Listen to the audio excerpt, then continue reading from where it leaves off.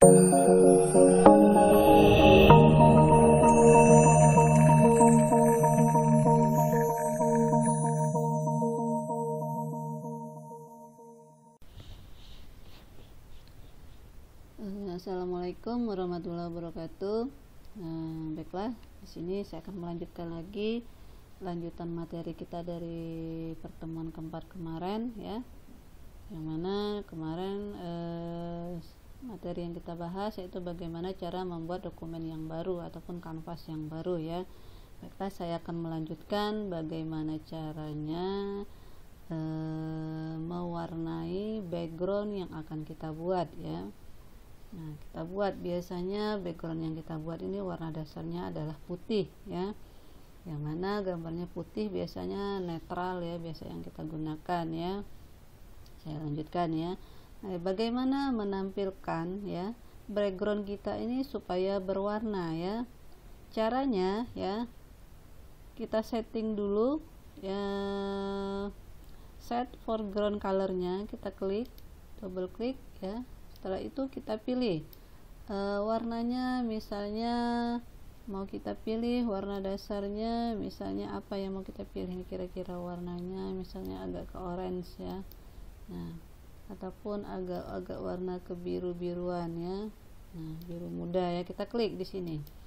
Nah, pada menu color ini bisa kita setting, ya, RGB colornya berapa nilai yang mau kita masuk, tergantung kebutuhan dari settingan warna yang mau kita buat, ya. Kemudian setelah itu kita oke, ya.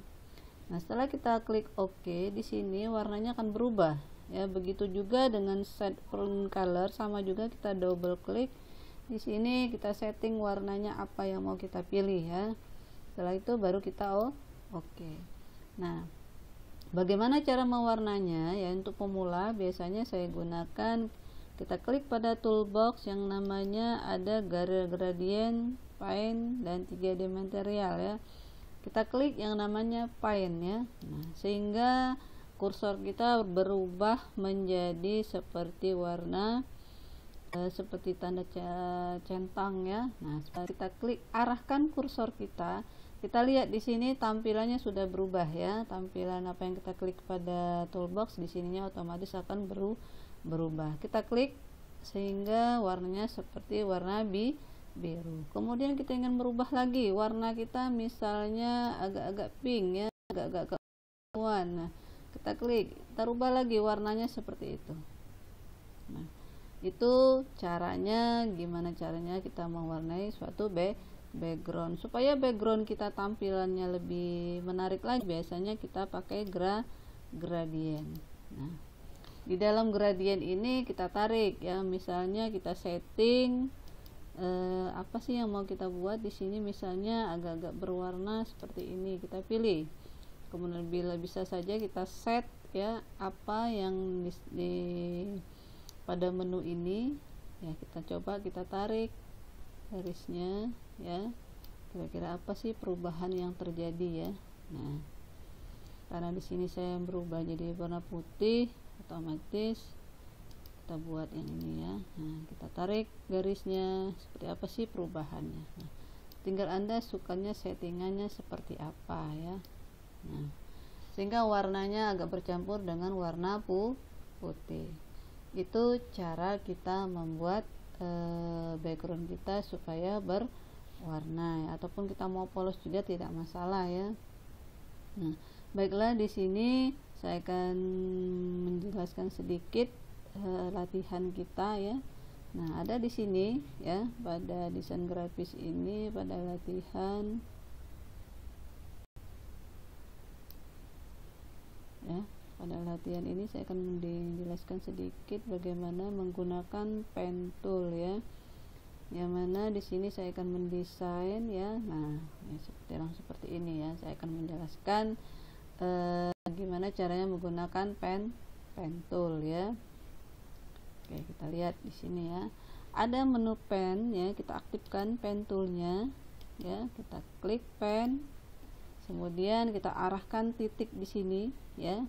Nah, di sini saya akan menjelaskan bagaimana menggunakan toolbox pen tool supaya nanti pada saat kita mendesain itu untuk pemula biasanya akan mengalami kesulitan bagaimana cara menarik garis ya. Saya buat di sini ya, tarik garisnya, saya buat 2 garis ya. Nah, buat 1 titik dulu.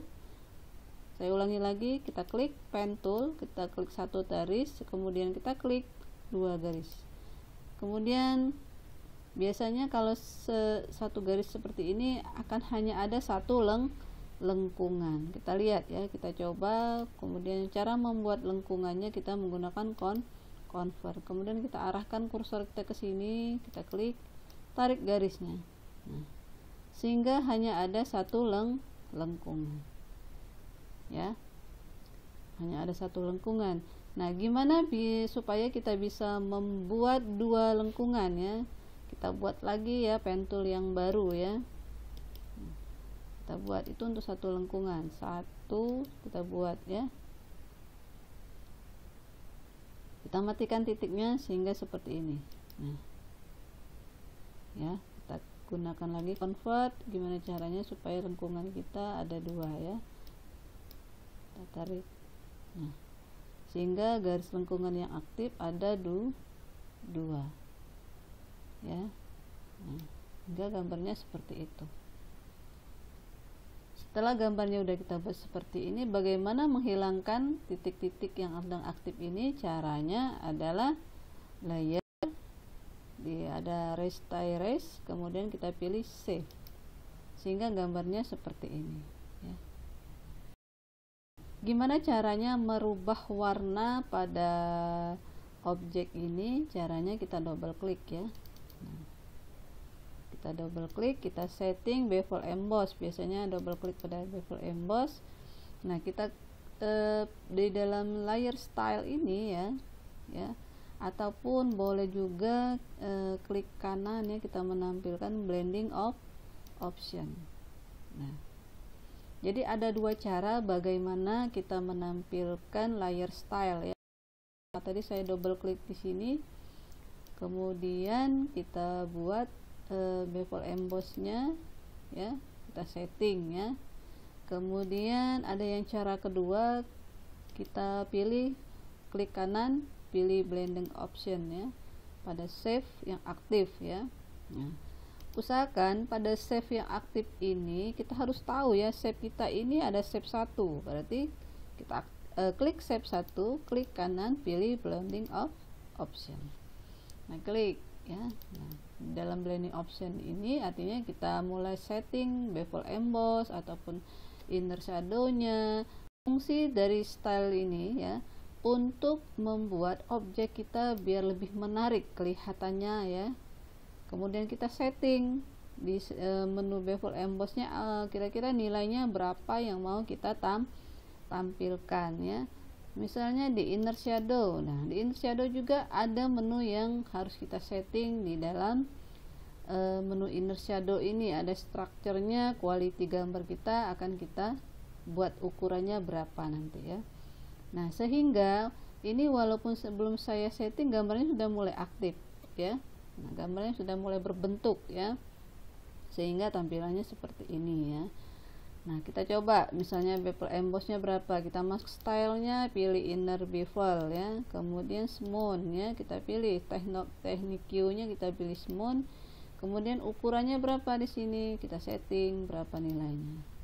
Setelah itu kita lihat size nya berapa, kira-kira ini kita kira-kira saja ya, kira Anda mau seperti apa sih kira-kira bentuk dari gambar kita. Nah, sehingga gambar kita sudah mulai berbentuk ya. Nah, sudah mulai berbentuk seperti itu. Nah, ya. Jadi apa yang kita lakukan di sini, otomatis objek yang pada kanvas kita ini akan berubah ya. Kemudian setelah itu, setelah kita setting inner shadow-nya berapa, itu nanti langsung kita oke. Kira-kira seperti itu sedikit penjelasan. Nanti ada latihan yang akan kita lanjutkan pada slide berikutnya nanti. Yang penting di sini, yang terpenting adalah kita bisa menggunakan pen tool ya. Pen tool ini memang tidaklah hal yang mudah ya kita mempraktekannya ya.